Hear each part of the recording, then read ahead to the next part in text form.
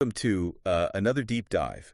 Hmm. This time, we're going to get into something I always thought was pretty interesting, plant reproduction, Yeah. focusing specifically on flowering plants. Um, I provided you with this textbook excerpt, right? Yeah. It compares the biology of reproduction in flowering plants and in humans. Interesting. And I guess I have wondered why flowers are so colorful and fragrant, right? It can't just be for us. Well, yeah, from like a strictly biological perspective, those vibrant colors, those intoxicating scents, they're not just there for our enjoyment. It's part of a strategy for survival. Right? Yeah, okay. I get that, all living things want to pass on their genes, right? But why is sexual reproduction so important? Mm. It just seems like so much more effort than just cloning yourself. I think that's a great question. And, cloning might seem, easier on the surface, but what it does is create a population that's just identical to each other. Right. So sexual reproduction, on the other hand, is constantly shuffling this deck of cards, right? So it creates these variations, so at least some offspring will have the traits they need to survive as the environment changes. Yeah. Imagine if everyone had the same immune system. Uh-oh. One superbug could wipe us all out. So diversity Makes sense. is key for resilience. Yeah, like nature's way of hedging its bets. Exactly. And flowers are like kind of the main stage, right? For all this genetic mixing and matching to happen in the plant world. That's a great way to put it. Yeah, so it's more than just pretty decorations then. Definitely. So I guess let's get into the nitty-gritty here. Okay. The textbook mentions these male and female parts of a flower. And it always felt a little strange to me to apply those terms to plants. Yeah, it is a little, it's an analogy, right? It's a useful one, though, Okay. because just like in humans, you need the contributions from both, what we're calling male and female for sexual reproduction to work. And so in a flower, the male reproductive organ is called the androecium, which is composed of, one or more stamens. And each stamen has an anther on it, right? Yeah. Which is where the pollen is produced. And I'm already feeling my hay fever. Oh, are you allergic? Oh, yeah. Pollen is definitely a notorious allergen for some people, but from the plant's perspective, it's very precious cargo, right? Right. Inside the anther, there are these pollen sacs where pollen grains develop through this process called microsporogenesis. Microsporogenesis. Yeah, so think of these like tiny factories churning out these microscopic capsules of genetic material. I've heard that pollen can survive for a really long time. It's true. Is that true? Yeah. Really? Pollen grains have this unbelievably tough outer layer called the exine, and it's made of sporopollenin. Or pollen. Yeah, and this stuff is so resilient that it can survive for thousands of years, even in like really harsh conditions. That's incredible. Yeah, so scientists have been able to extract pollen from ancient sediment layers and use that to, reconstruct past environments, track changes in vegetation over time. So like a time capsule almost. Yeah, it's like a time capsule of botanical history. It makes sense then that scientists would create these pollen banks Yeah. to preserve plant diversity, Yeah. just like we have seed banks. Exactly. They're, so valuable as a resource for conservation and research. Absolutely. And, they could be really crucial for developing new crop varieties that are resistant to, disease or climate change. Right. Okay, so we've talked about the male side of things, I guess.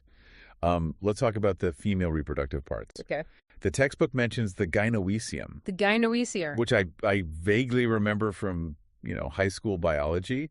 Yeah. But it's probably been a while for most of our listeners, too. So the gynoecium is composed of one or more pistils, Okay. and each pistil has three main parts: the stigma, the style, and the ovary. And each ovule is like a potential seed, right? That's right. Okay. And inside each ovule, this special process happens called megasporogenesis. Megasporogenesis. Yeah. I'm never going to remember that. And it leads to the development of this embryo sac. Right. Which is, it's like a nursery, right, for Okay. the egg cell. And it provides everything that it needs to develop into a new plant, if it gets fertilized. So the embryo sac is kind of like the female equivalent of the pollen grain. Yeah, They both carry that genetic material needed to make a new plant. you got it. And both the pollen grain and the embryo sac are the products of this special type of cell division Okay. called meiosis, Right. which halves the number of chromosomes, right? Right.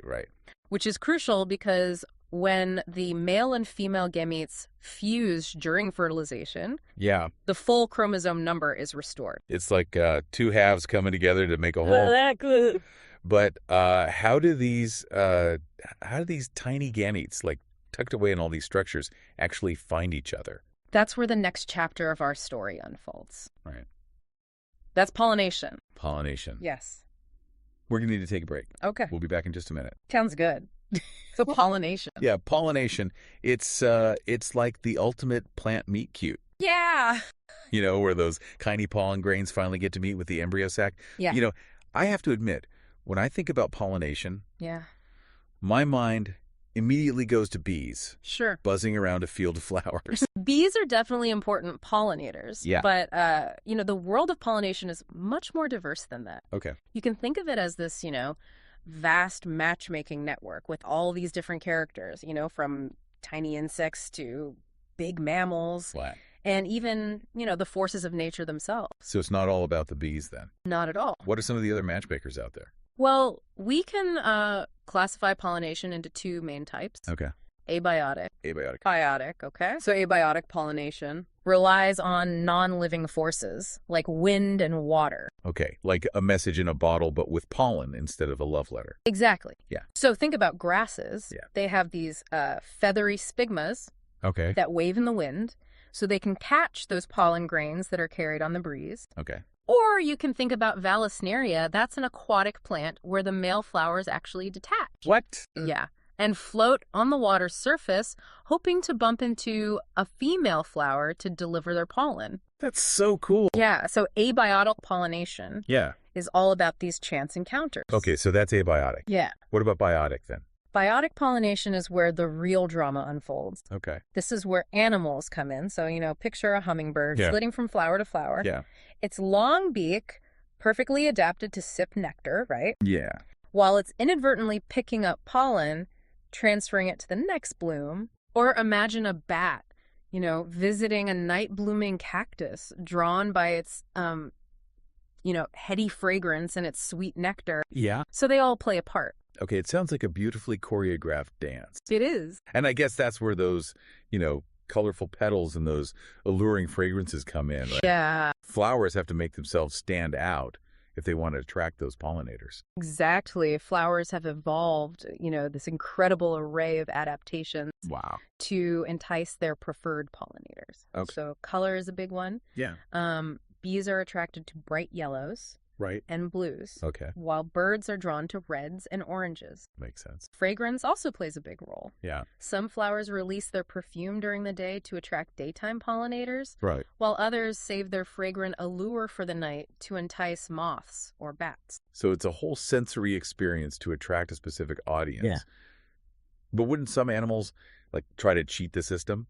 Take the nectar but not transfer any pollen?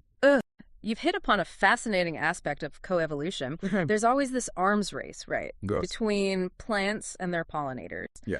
Some animals, we call them nectar robbers. Okay. Nectar robbers. They try to steal those sweet rewards without, providing any pollination services in return. It's like a botanical dine and dash.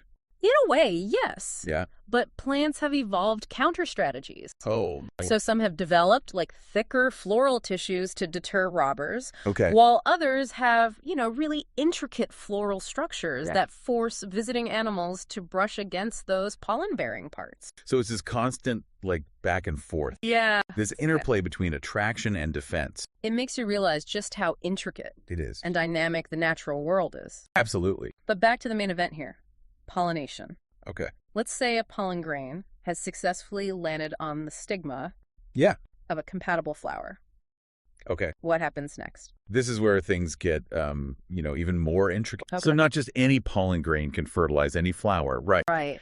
Plants have evolved these mechanisms to avoid inbreeding. Okay, so that's when they reproduce with closely related individuals. Right. It's kind of like why, in humans, Yeah. we discourage marriage between close relatives, right? Exactly. To avoid genetic problems. Right. Inbreeding leads to, a less diverse gene pool, right? Yeah.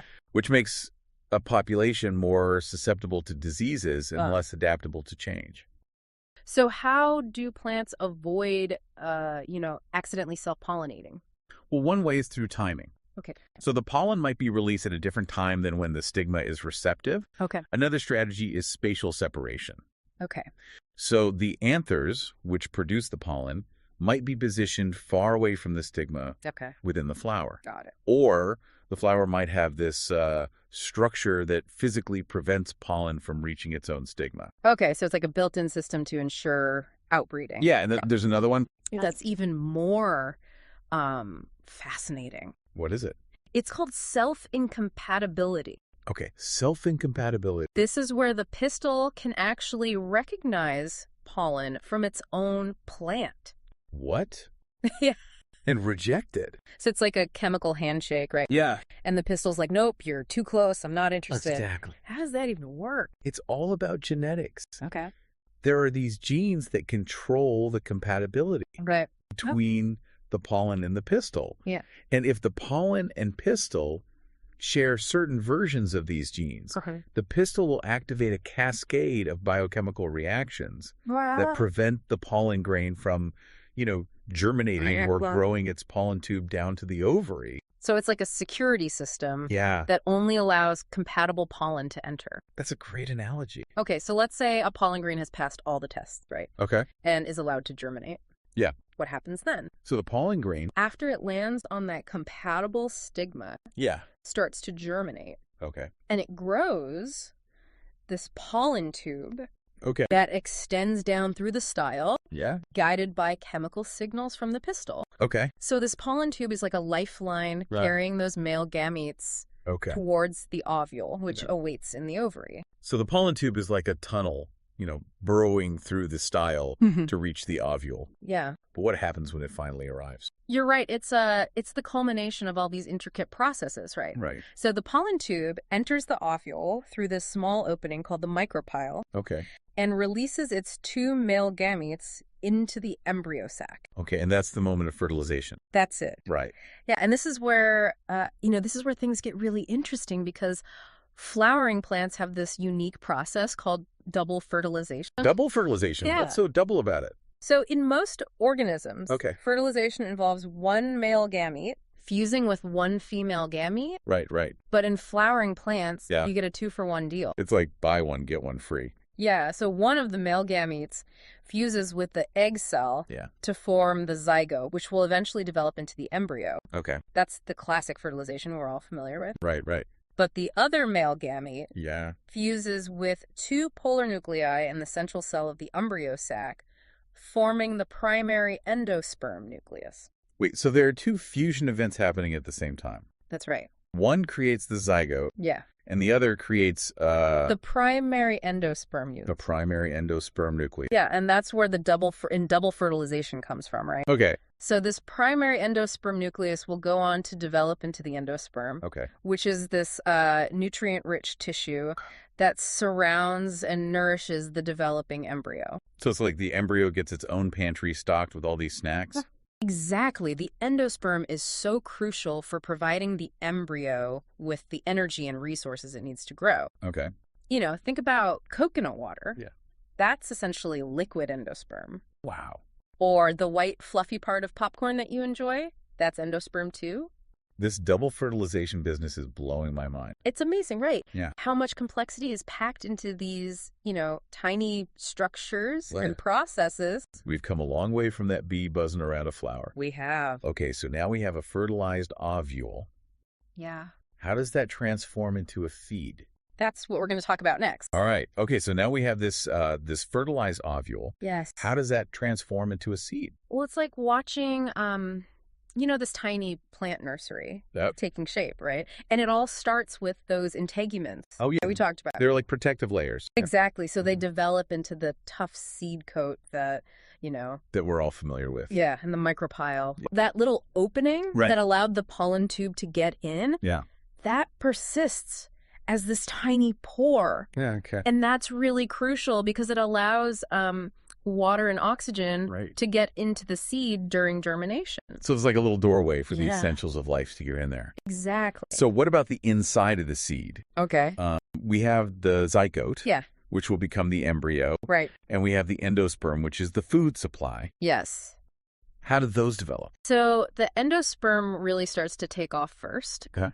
That primary endosperm cell divides rapidly. Okay. And provides this burst of energy to get things going. Right. And sometimes it forms a free nuclear endosperm, which is where you have a bunch of nuclei before any cell walls form. Okay. Other times it goes straight to cellular endosperm, where the cell walls form right away. So it's like choosing between, a buffet style or pre-plated meal. Yeah. Okay. So the endosperm's getting ready. What about the zygote? Is it just kind of waiting around for the feces to be prepared? Not at all. It starts developing too. Okay. But usually only after some endosperm has been formed. Oh, okay. It's like the plant wants to make sure there's a reliable food source. Yeah. Before the embryo starts to grow. Makes sense. And this development process is called embryogeny. Embryogeny. And it goes through several really interesting stages. Okay, so the zygote's on its own developmental journey here. It is. What are some of the milestones along the way? So it starts as a proembryo. Okay. Just a simple cluster of cells.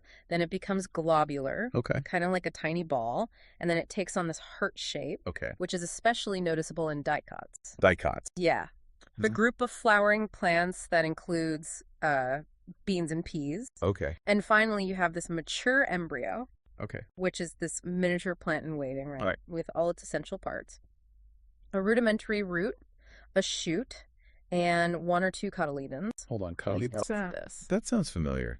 Think of a bean seed. Okay. When it sprouts, those two halves of the seed that emerge above the ground, Yeah. those are the cotyledons. Okay. They're like seed leaves Okay. that store nutrients for the developing embryo. Right. And dicots have two of those, Yeah. while monocots, which include grasses and grains, Okay. only have one. Okay, that's coming back to me now. So we have a mature embryo Yes. nestled in its endosperm. Okay. All packaged within this this protective seed coat. Yeah. It's amazing how much development It is. happening A lot going on. within that tiny seed. Yeah. But what about the ovary itself? Okay. We can't forget about the structure that housed all this activity. You're right. The Yeah. ovary undergoes this pretty dramatic transformation of its own, developing into a fruit. Fruit. Yeah. Now we're talking. And that's, probably your favorite part of plant reproduction. Well, I have to admit, the edible outcome is definitely a plus. Of course. But I always thought fruits were just about protecting the seeds. Well, that's one purpose, but there's more to it than that. Okay, so what else is going on? So the fruit serves multiple purposes. Okay. Protection is definitely one of them. Yeah. So that ovary wall thickens, Yeah. develops into the pericarp, Pericarp. Okay. which can take on, so many different forms, Okay. depending on the plant. So the pericarp is like the fruit's outer layer. It is. Okay. What kind of forms can it take? Well, think about the difference between a peach and a walnut. Okay. A peach has this fleshy, juicy pericarp that animals just, can't resist. Yeah. But a walnut has this hard, woody pericarp that's like armor plating. Makes sense. But why would a plant want its fruit to be eaten? Ah, you're forgetting about seed dispersal. Oh, right. So that juicy peach is going to be eaten by an animal, Yeah. which will then wander off, right? And eventually deposit that seed, maybe with a little bit of fertilizer, in a new location far away from the parent plant. It's like a free ride It is. for the seed. Exactly. So fruits are these cleverly designed vehicles Yeah. for spreading seeds far and wide. And that explains why some fruits are adapted for wind dispersal, right? Yeah. Like, the ones with those wings or parachutes. Right. And others are designed to float on water. Exactly. The diversity of fruit types It really is amazing. is incredible. But there's another twist Okay. to this story, right? Not all fruits develop from a fertilized ovary. That's right. What? Yeah. Fruits without fertilization. How is that possible? Some plants can produce fruits without fertilization. Wow. It's a process called parthenocarpy. Parthenocarpy. Yeah, and a good example of this is bananas. Bananas. The bananas that we eat are actually seedless Right. because they develop from unfertilized ovaries. So seedless bananas, that's incredible. But if there's no seeds, how do banana plants even reproduce? They reproduce asexually through these suckers that sprout from the base of the plant. Okay, so it's like cloning. Yeah, it's kind of like cloning. Okay, so it makes sense. Yeah. So this whole discussion about seeds and fruit, right? Yeah. Makes me wonder, Yeah. what if plants could just bypass that whole fertilization process altogether? That's a great question. Wouldn't that be even more efficient? Well, it turns out some plants have figured out a way to do that. It's this fascinating phenomenon called apomixis, Apomixis. What is that? It's essentially asexual reproduction, Okay. disguised as sexual reproduction. Okay. So in some cases, the egg cell just develops directly into an embryo without being fertilized. Oh. In other cases, like in some citrus varieties and mangoes, Yeah, cells from the nucellus, the nucellus. which is the tissue surrounding the embryo sac, Okay. can actually develop into embryo. So it's like a backup plan, right? Yeah, you could think of it that way. In case pollination doesn't happen. Yeah, and apomixis can also result in polyembryony, Polyembryony. which is where you get, multiple embryos developing within a single seed. So have you ever squeezed an orange Yeah. and found like multiple seeds? Yeah, that's polyembryony. That's amazing. So why would plants evolve to do this? What's the advantage of apomixis? Well, for one thing, it's this guaranteed way to reproduce. Right. Even if pollinators are scarce Yeah. or conditions aren't ideal for pollination, it also allows the plant to, faithfully pass on its traits to its offspring. So it's essentially creating clones. So it ensures genetic consistency. Exactly. And that's why apomixis is of great interest to plant breeders. Oh, yeah. Imagine being Yeah. able to create these hybrid crops with, superior qualities. Right. And then have those hybrids reproduce themselves faithfully through apomixis. That would Right. be huge. Yeah, there would be no more need for, all that complicated Right. and expensive hybrid seed production every year. That would change agriculture. It would. So, wow, we covered a lot of ground today. We did. We started with the basics of sexual reproduction. Yeah. We went through, all those intricate details of pollination, Pretty complex. double fertilization, Yeah. seed and fruit development, and even, we explored apomixis. It's really remarkable to consider that all these processes are happening, silently and invisibly all around us. Yeah. In the fields, forests, gardens that make up our world. Right. Plants are really the foundation of our ecosystems and our Uh-huh. food supplies. So understanding how they reproduce Right. is crucial for our own survival and well-being. It's so easy to take plants for granted, It is. but this deep dive has given me such a new appreciation for their ingenuity and their resilience. Yeah. I'll never look at a flower or a fruit the same way again. I hope our listeners feel the same way. And I encourage our listeners to do the same. Yeah. Take a closer look at the plants. In your environment, think about all these incredible processes that are happening. Absolutely. You might be surprised by what you discover. And remember, there's always more to learn. Yeah. The world of plant science is constantly evolving, Right? with new discoveries happening all the time. So keep exploring, keep asking questions, and never stop being curious about the natural world. That's great advice. Thanks for joining us on this deep dive into the fascinating world of plant reproduction. My pleasure.